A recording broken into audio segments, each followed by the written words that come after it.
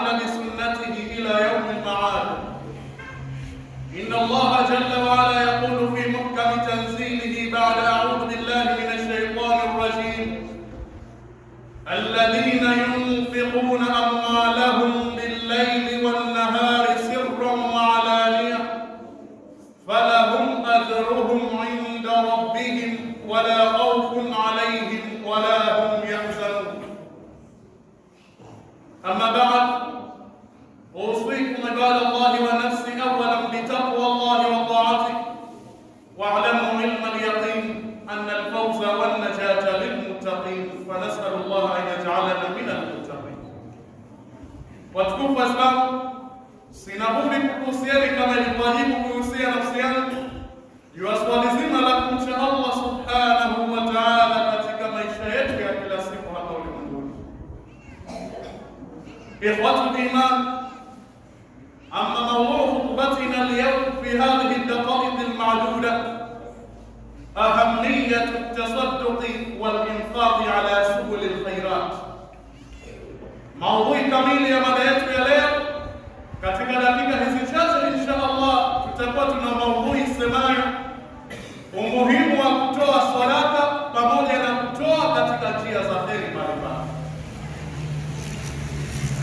Ikhwatul iman, swali ambalo linaonekana wazi kabisa katika jamii yetu ya Waislamu leo hii, tumekuwa ni watu ambao wazito kabisa juu ya kutoa sadaka, ima hata ile kutoa katika njia mbalimbali za khairat, jambo ambalo lina faida kubwa mno kama tutakavyolifafanua kwa mujibu wa Qur'an na hadithi za Mtume sallallahu alaihi wasallam kwa uchache kabisa. Na ndio maana kwa sababu ya kuwaona wengi katika Waislamu wameghafilika juu ya swali zima la utoaji wa sadaka, ndio leo hii tukapenda kuwakumbusha na kuwazindua. Kwenda inshallah itakuwa ni kheri na faida kubwa itakuwa yule ambaye atazichukua na saa hizi na kuzifanyia kazi katika maisha yake. Insha Allah faida kubwa itapatikana, na hasara kubwa kwa yule ambaye atazisikia lakini ni sami'na wa asaina, kama wale waliozungumza katika Qur'ani, tumesikia lakini tumeasi kwa maana wameshindwa kuzifanyia kazi na saa zile, basi itakuwa ni hasara kubwa mbele yake hapa duniani na akhera na kabisa. Ikhwatul iman, mwanzo kabisa nimetangulia kuisoma aya nambari 274 ya suratul Baqara, ikiashiria juu ya maudhui kamili ya hutuba yetu ya leo. Allah subhanahu wa ta'ala anatangaza wazi kabisa ieleweke: alladhina yunfiquna amwalahum bil-layli wan-nahari, wale ambao wanatoa mali zao nyakati za usiku na mchana. Aya imeyatanguliza usiku, tulitarajia pengine Allah aweze kuzungumza mchana. Hii ni kwa sababu pana hikma maalumu ambayo imetumika hapa kuonyesha usiku ndiyo wakati muhimu kabisa na ndiyo wakati bora kabisa kuliko mchana. Kwa hiyo Allah subhanahu wa ta'ala anasema alladhina yunfiquna amwalahum bil-layli wan-nahari sirran wa 'alaniya, wale ambao wanatoa mali zao, lakini haimaanishi mali tuwe sadaka ya mali au hata zaka inaingia hapo hapo au hata sadaka ya chakula, kwa sababu nayo pia itakuwa kama ni chakula, huenda ikawa kimenunuliwa kupitia hiyo mali. Wanatoa mali zao, ima sadaka zao usiku na mchana, sirran wa alania, kwa siri na kwa dhahiri. Falahum ajruhum, basi wana wao malipo yao watu wenye desturi kama hiyo, inda rabbihim, mbele ya Mola wao, wala khawfun alaihim, wala watakuwa na hofu juu yao, wala yahzanun, wala hatahuzunika. Aktharu mufassirina wa Qur'an wamezungumzia hofu hii pale ambapo watakuwa wanatolewa roho, lakini na siku ya kiyama ndo kabisa. Na ina maana kwamba inaonekana wazi kabisa moja katika kitu ambacho kitamfanya Muislamu kupata husnul khatima, mwisho mwema wa kuondoka ulimwenguni, linaonekana wazi kwamba ni swali zima la al-infaq, ay at-tasadduq, kutoa sadaka. Ina maana mimi na wewe ikiwa tunalipuuzia swali la kutoa sadaka, tuelewe wazi kabisa tumepoteza moja kati ya asbabu za kuondoka duniani katika hali ambayo Allah subhanahu wa ta'ala ameridhia. Ikhwatul iman, kwa hiyo tuelewe wazi kwamba kwa mujibu wa aya, Allah subhanahu wa ta'ala ameshatoa bishara nzuri kabisa kwa yule ambaye anatoa mali yake iwe ni mali kwa maana ya pesa au iwe ni chakula chochote kwa ajili ya kutia nia ya kutoa sadaka kwa kuzingatia masharti ambayo tutaeleza katika hotuba ya pili, basi bila shaka kwamba kwa Allah subhanahu wa ta'ala anakuwa amefanya jambo kubwa kabisa. Watukufu wa Islam, kwa ni mahali petu mimi na wewe tukijikutia watu wa nyuma kutoa sadaka, basi hebu na tuitumie fursa hii ya uhai ambao tunao, uhai ambao tumeazima, hatujui hata kama kesho tutaweza kufikia, tuweze kutoa sadaka ili siku ambayo Allah subhanahu wa ta'ala akisihitaji roho zetu tuwe ni katika watu ambao tuliopata mwisho mwema. Watukufu wa Islam, ikhwatul iman. Lakini kwa upande wa hadithi kuna nyingi mno ambazo zimekuja ili kuonyesha umuhimu wa swali zima la kutoa sadaka, kwa maana kutoa katika njia za kheri mbalimbali ambazo wengi tunazifahamu njia hizo. Mtume sallallahu alaihi wasallam anasema katika hadithi sahihi, inna sadaqata tudfi'u ghadaba rabb, hakika hii sadaka inazima hasira za Allah. Allah ana hasira kweli kweli kuliko hasira zangu mimi na wewe, lakini ukitoa sadaka basi umemfanya kuwa baridi kabisa, kwa maana anakuwa hana hasira kiasi hicho dhidi yako. Na kinyume chake, maana yake tukiwa watu ambao hatupendi kutoa sadaka, sawa kwa Waislamu wenzetu, sawa kwa watoto wadogo ima wakubwa, tuelewe kwamba ni kama kwamba tutakuwa tunachochea hasira za Allah subhanahu wa ta'ala. Tena Mtume sallallahu alaihi wasallam katika hadithi anasema, watadfa'u maitata su'i, na sadaka inamzuia mtu kutokana na kifo kibaya. Ina maana su'ul aqiba, washereheshaji wa hadithi wanasema ule mwisho mbaya. Kwa ina maana hadithi iko wazi kabisa kwamba inaashiria wazi kabisa kwamba ikiwa ni mtu ambaye unapenda kutoa sadaka kwa kadri alivyokujalia Allah subhanahu wa ta'ala, basi bila shaka kwamba wewe, hadithi inakupa bishara kuwa ni katika watu ambao wataondoka duniani hali ya kuwa Allah subhanahu wa ta'ala anawaridhia, na kinyume chake inaonyesha wazi kwamba utaondoka duniani hali ya kuwa Allah subhanahu wa ta'ala amekukasirikia, wala yadu billahi ta'ala. Watukufu wa Islam, hiyo ni hadithi nambari 1 ambayo inaashiria wazi kabisa kutoa sadaka kunazima hasira za Allah, lakini pia kunamkinga yule mtu aliye sadaka kama ametoa kwa kuzingatia vigezo, kunamkinga kutokana na maita tasuri, kifo kibaya, kwa maana mwisho mbaya wa kuondoka ulimwenguni. Na bahati mbaya jambo hili la kifo limeambiwa ni lazima, na sio kwamba limeambiwa ndivyo lilivyo. Kila mmoja wetu ikifika siku tunasuka kwenye foleni, tunasubiri tu wakati ufike tuondoke duniani. Kwa ni mahali petu kuweza kujiandaa, watukufu wa Islam, tukaweza kumkabili Allah subhanahu wa ta'ala katika kifo ambacho amekiridhia. Watukufu wa Islam, ikhwatul iman, hadithi nyingine Mtume sallallahu alayhi wasallam anasema, inna sadaqata al-muslimi tazidu fil umri, hakika sadaka ya Muislamu anapoitoa inazidisha baraka za umri wake anaoishi hapa ulimwenguni. Kwa ina maana kadri umri wako uliojaliwa kuishi ulimwenguni utakuwa ni umri wenye baraka.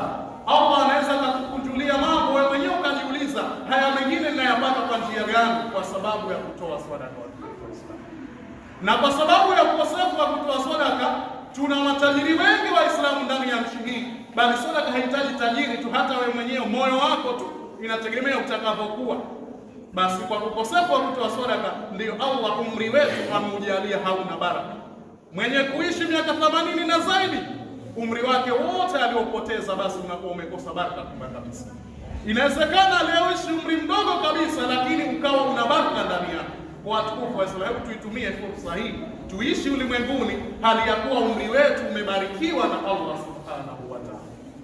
Lakini vile vile hadithi inasema, watamna maitata su, hadithi imerudi nambari 2 tena kuonyesha na inazuia ile sadaka kifo kibaya. Hii hadithi nambari 2 ambayo imekuja pia kubainisha juu ya hili swali. Lakini wayudhibu Allahu biha al-kibra wal fakhr, na kupitia sadaka ile Allah humwondoshia huyu mwenyewe maswali ya kibri, kujiona na ufahari kwa yule ambaye anatoa sadaka. Watu wa Islam, kwa tuone katika hadithi hii bado pia Waislamu tunatakiwa tuwe ni watu ambao wakuzidisha kutoa sadaka katika maisha yetu, na kwa kufanya hili faida kubwa itarudi kwetu. Sisi tutoe sadaka, tusipotoa Allah subhanahu wa ta'ala kwake hadhuriki chochote, bali mimi na wewe ndio tutakaohudhurika, kwa sababu sisi ndio wahitaji kwa Allah.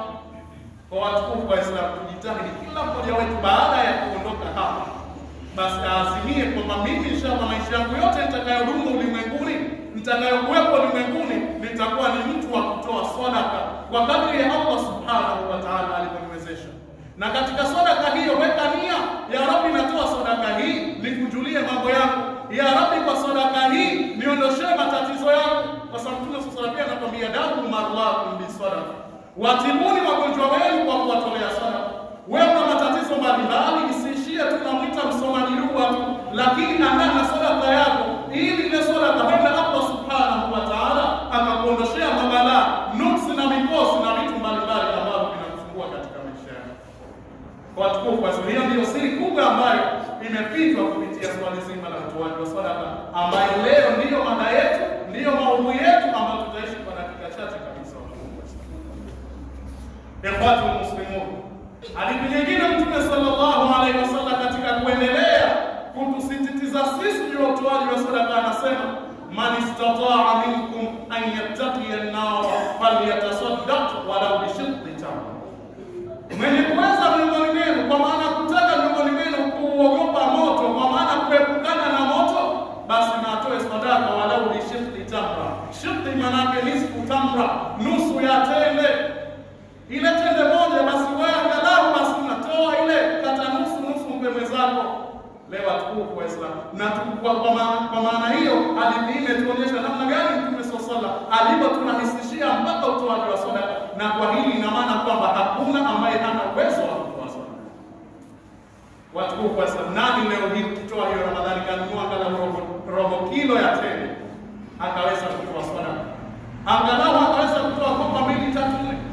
Nani kanunua pengine machumbani 5, 6 na mazuri akasema haya mawili na kwa sadaka mtu fulani?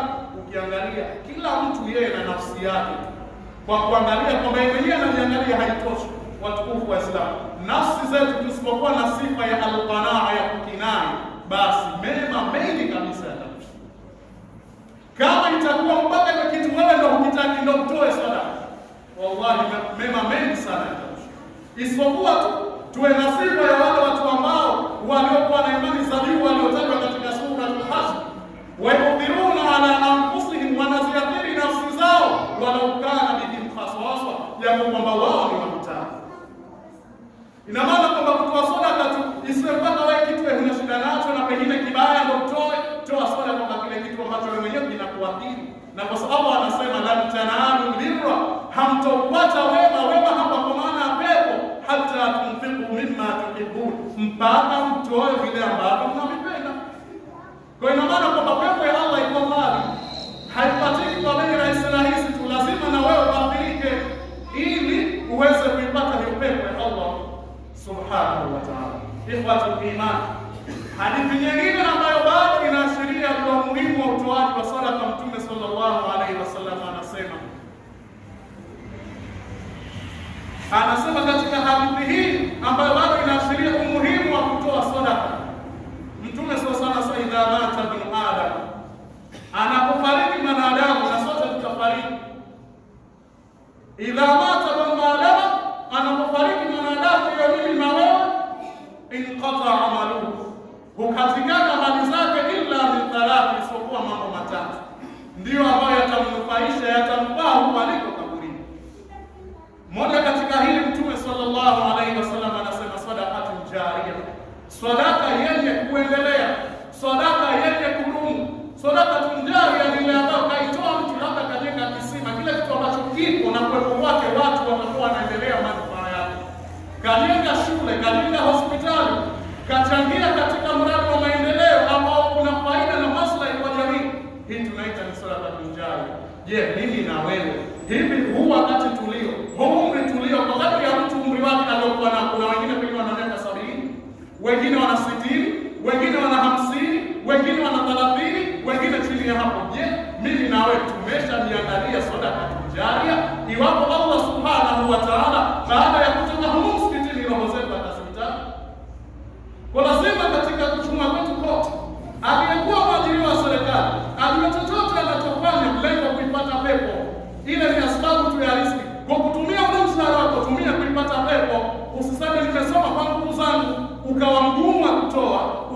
mgumu wa kusaidia wenzako kwa sababu tu kisa na sababu umejaliwa uwezo. Lakini na mwenye kufanya sababu yote ya riziki ya biashara, sema hii biashara yangu mimi ni sababu tu hapa ulimwenguni, kwa sababu na siku nitaondoka niitumie ili nipate pepo ya Allah subhanahu wa ta'ala. Hali ndio anapotakiwa Muislamu. Chochote anachojitafutia katika riziki, plani zake, mipango yake, ajue ni sababu ya kutafuta pepo. Hakuna shida. Na kwa kukosa kujua hili lengo sahihi, ndio maana kila mtu anakuwa mgumu wa kutoa sadaka. Kila mtu anakuwa mgumu wa kumsaidia mwenzake, sawa afate au asifate. Ndivyo tulivyofikia, kwa sababu kwamba tumekosa kujua chochote tunachokichuma lengo kuitafuta pepo. Kwa sababu yote tunajipangia viwanda, prado, magari mbalimbali ya mchanga, mipango ya maendeleo, hiyo ni bahati nasibu. Unaweza ukaipanga leo na kesho watu watakuzika. Pesa zile wakajatumia hata pengine wasiohusika. Kwa hiyo Allah subhanahu wa ta'ala, yeye ndiye ana uhakika wa kupanga. Mimi na wewe tunabahatisha. Kwa hiyo maana viongozi tunaofanya tujitahidi katika uchumi wetu, hiyo sehemu ya uchumi tuitafutie pepo ya Allah subhanahu wa ta'ala kwa kutoa sadaka, bali katika kutoa njia mbalimbali za pepo.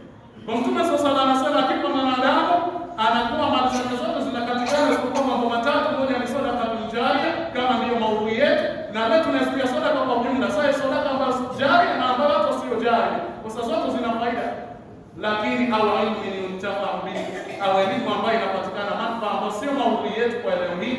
Lakini kama tumegusa hadithi ni vizuri tutaimalizia, au wala ni swali ni yada fulani, au kaacha mtoto mwema ambaye atakuwa anamwombea dua. Na hii ni maudhui maalum, umuhimu wa wazee kusimamia ulezi majukumu ili watoto wao waombee dua baada ya kufa.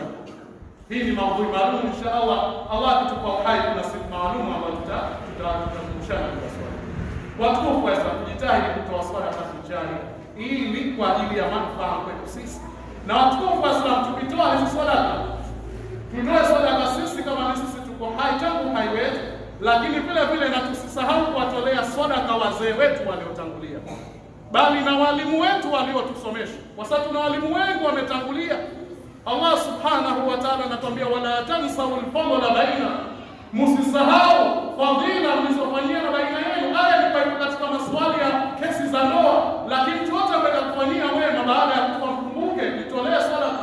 Bila shaka walimu wetu wametufahamisha, mpaka leo tukafika kusimama kama hivi, mpaka leo tukafika kusoma hiyo sura al-Fatiha kwenye swala, wametufanyia makubwa, wala wengine hatukuwalipa pesa yoyote, muda wote wa kuondoka kwa ulimwengu. Kwa tusiwasahau tunapotoa sadaka, na wao tukawatolea sadaka.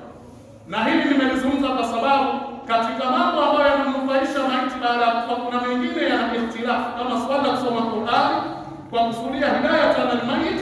Hili ni swala ambalo lina ikhtilafu. Wapo wanasema wanasema thawabu zinamfikia, wapo ambao wanazungumza hasimfikii. Na katika hawa wanasema hasimfikii, mmoja ni Imam Shafi'i rahimahullah, na wapo jopo kadhaa wanazuoni, na wapo wanaozungumza zinamfikia. Lakini katika swala halina ikhtilafu, hadithi ziko wazi. Swali la sadaka sawa katoa mwingine au katolewa ni marafiki wake au watu wake au Waislamu wenzake, ili kwa mujibu wa hadithi sahihi zile faida yale mema yanamfikia maiti. Ikhwatul iman, tukiendelea kwamba katika swali zima la utoaji wa sadaka tuelewe kwamba sadaka iko katika aina mbalimbali. Hatuna muda wa kusoma hadithi zote, lakini kwa hadithi imetaja aina mbalimbali za sadaka, ikiwemo pia islahul mutafasimain, kuwasuluhisha watu waliogombana wawili, pia ni sehemu ya sadaka kwa mujibu wa hadithi sahihi ya Mtume sallallahu alaihi wasallam. Lakini vile vile imamatul adha an tariq, kuondosha kitu chenye kuleta maudhi barabarani. Umekuta mwiba, umekikuta kitu chochote, pengine huku limepigwa busa na gari ukaondosha, ni sehemu kubwa ya kutoa sadaka. Lakini na kalimatu tayyiba, maneno mazuri nayo ni sadaka, lakini yasiyo na uongo tu ndani yake na njia za haramu. Lakini vile vile tunaambiwa mpaka amru bil ma'ruf, kuamrisha mema na kukataza maovu, pia ni sehemu ya sadaka nayo. Lakini sadaka inaingia katika vitu vingi kabisa, watukufu wa Islam. Watukufu wa Islam, kwa vile tumeelezana umuhimu wa kutoa sadaka, hebu tuangalie kuna madhara gani ya sisi kutokutoa sadaka, ima kutokutoa katika njia za pepo. Mtume sallallahu alaihi wasallam anasema katika hadithi moja ambayo anasema ma min yaumin yusbihu al-ibadu fihi, hakuna siku yote ambayo inapita wale wakafikwa na asubuhi ndani ya siku ile, illa wa malakani yanzilani isipokuwa huwa kuna malaika wawili nao wanashuka juu, wanakuja malaika wawili kila siku. Ikifika asubuhi, wale malaika fayaqulu ahaduhuma, yule mmoja huwa na maneno anasema, na dua ya malaika ni zito, Allahumma a'ti munfiqan khalaqa, ewe Allah, mpe mwenye kutoa ziada ya mali yake, nyongeza mali yake, baraka ya mali yake. Wayaqulu akhar, na yule mwingine katika wale malaika wawili wanasema, Allahumma a'ti mumsikan talafa, mpe yule ambaye aliyezuia, aliyeweka tu kwenye benki, aliyeweka tu Waislamu wenzake wanateseka, na pengine hata ombi anasema hana, hatoi sadaka, ima hatoi zaka, mpe talafa, maharibifu katika mali. Ndio unapoona mali haishi majani, mara leo gari lijirukie, mara leo pengine duka liingie moto, mara leo nifanyike hivi, mara nyingine tunasikizia kushirikina, mara nyingine kumbe ile kwa sababu ile mali ndani ile mna haki huwezi kujazitoa. Ndio maana Allah subhanahu wa ta'ala wenda ikawa ile dua ya malaika imepata. Kwa watukufu wa Islam, hebu tujitahidi tutoe, kwa sababu usipotoa kuna dua maalum ambayo tumeiona na hadithi ambayo ni rawahu Muslim, ni sahihi kabisa. Watukufu wa Islam, lakini pamoja na kwamba tunatoa sadaka, tujitahidi tuepukane na mambo ambayo yataziharibu sadaka zetu, ikiwemo masimbulizi, maswali ya maudhi na riya, kujionyesha kwa utoaji wa sadaka. Ukataza kutoa sadaka watu wakakuona, kwa sababu kuna aya katika sura Al-Baqara inasema, in tubdu sadaqati fa ni'ma hi, ikiwa mtadhihirisha kutoa sadaka hiyo ni neema. Maana wengine wenda kupata hamu ya kutoa, cha msingi tu ikhlas, lakini mwenitofuha, ikiwa mtaificha watutuha al-fuqara, mgawa mafakiri na mahitaji, basi ni jambo zuri zaidi. Lakini kwa sasa hivi anafanya jambo kwa kuonekana kuwa ni ria, inawezekana anafanya kwa siri ndani ya nafsi yake, anataka aonekane. Kwa sababu mara nyingine ni tafsiri ya ndani ambayo mara nyingine siku hiyo na dhahiri unaweza kujaji kuwa ni ria. Kwa watukufu wa Islam, tunapotoa sadaka zetu tujiepushe na mambo ya masimulizi na mambo ya maudhi na mambo ya kuonyesha, kwa sababu Allah subhanahu wa ta'ala anasema katika sura hiyo, sura Al-Baqara, katika aya zilizokuwa zinaashiria zinaeleza umuhimu wa sadaka, kama saya ayyuhalladhina amanu, enyi ambao mlioamini, la tubtilu sadaqatikum bil manni wal adha, msiziharibu sadaka zenu kwa masimulizi na maudhi. Nimpimie kama simia angekuwa hivi sasa hapa, basi watu wakisha toa sadaka tena na fadhia kila atakayekuta, elewa hiyo sadaka yako ni bure, ni habaa manthura, kumbi tupu kwa Allah subhanahu wa ta'ala, kwa sababu imekosa masharti. Kwa Allah anatuomba sana, tena anasema kalladhi yunfiqu malahu ri'a an-nas, kama yule ambaye anatoa mali yake kwa kuonyesha watu. Kwa hiyo ni vitu ambavyo vitaweza kuiharibu sadaka ya mtu, na ndio maana kule kwenye sura Al-Baqara pia kuna aya inasema qawlun ma'ruf, maneno mema khairu, ni bora min sadaqatin yatba'uha adha, kuliko sadaka inayofuatia masimulizi ndani yake.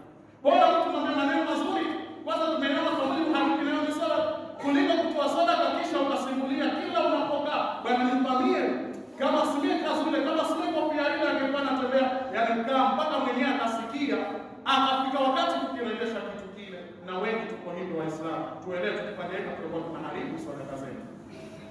Ikhwatu iman, tukimalizia na hadithi ya mwisho ya Mtume sallallahu katika kutukataza juu swali la kutoa sadaka kisha tukasimulia, Mtume sallallahu anasema thalathatun la yukallimuhumullah yawm al-qiyama, kuna watu aina tatu Allah hataongea nao siku ya kiyama, wala yanzuru ilayhim, wala hatawaangalia kwa jicho la rehema, wala yuzakihim, wala hatawatakasa.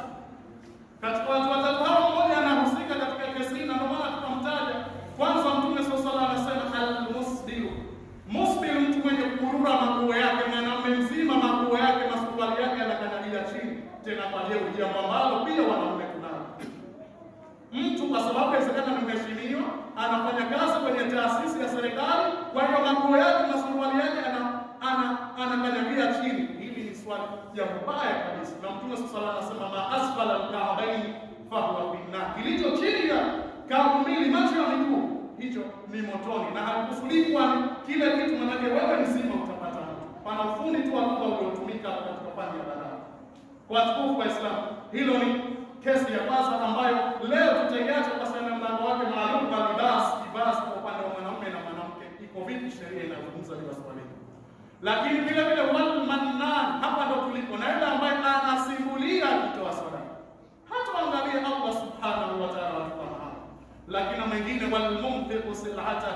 bilhalf alkadhib, na mwenye kutoa bidhaa yake kwa viapo vya uongo. Wallahi uongo ukiutia kwenye maji tu unga wote, kumbe uko wenyewe pengine juu, pengine hali hivi, hali mambo ambayo tunayo katika muamala wa jamii zetu. Watu kama hao Allah hataenda kuangalia. Ikhwatul iman, kwa kumalizia vile vile tuelewe kwamba katika miongoni mwa kuchangia katika njia za kheri ni kuchangia sadaka za kuendesha misikiti. Leo ni aibu watukufu wa Islam, inapitishwa kofia msikiti mzima 10,000 haitimu. Watukufu wa Islam, tuele zile huduma ambazo ndio zinazendesha msikiti. Hili kweli, hizi taa, hii maji, hii bomba, bila hii itafika wakati tukutubu bila bomba, na bila itafika wakati maji pia msikitini iwe hamuna. Kwa watukufu wa Islam, sio wagumu, inapopitishwa kofia tuchangie. Hii tutakuwa tunajenga akhera yetu. Na mtu kama leo hana, sio tatizo, lakini jiwekee msimamo sikite Jumatatu wewe hujachangia kitu angalau 200, wewe unaiona ndogo, lakini kwa Allah hiyo ni kubwa. Kwa hili pia tunalizindua kwa sababu tunaliona mara nyingi, na pia ni sehemu ya tasadduq ya kutoa sadaka ambayo tumeelezana wazi kwamba chochote wama tuqaddimu li anfusikum, chochote mnachokitanguliza kwa ajili ya nafsi zenu min khairi, miongoni mwa kheri tajiduhu, muelewe kitakikuta hicho hakipotei mbele ya Allah. Tena Allah subhanahu wa ta'ala atakulipeni zaidi na zaidi. Ya Rabbi, ziingize na saa hizi kwenye nyoyo zetu na uturuzuku zifanye kazi kilitendo kabisa. Inna Allaha wa malaikatahu yusalluna 'alan nabi ya ayyuhalladhina amanu sallu 'alayhi wa sallimu taslima.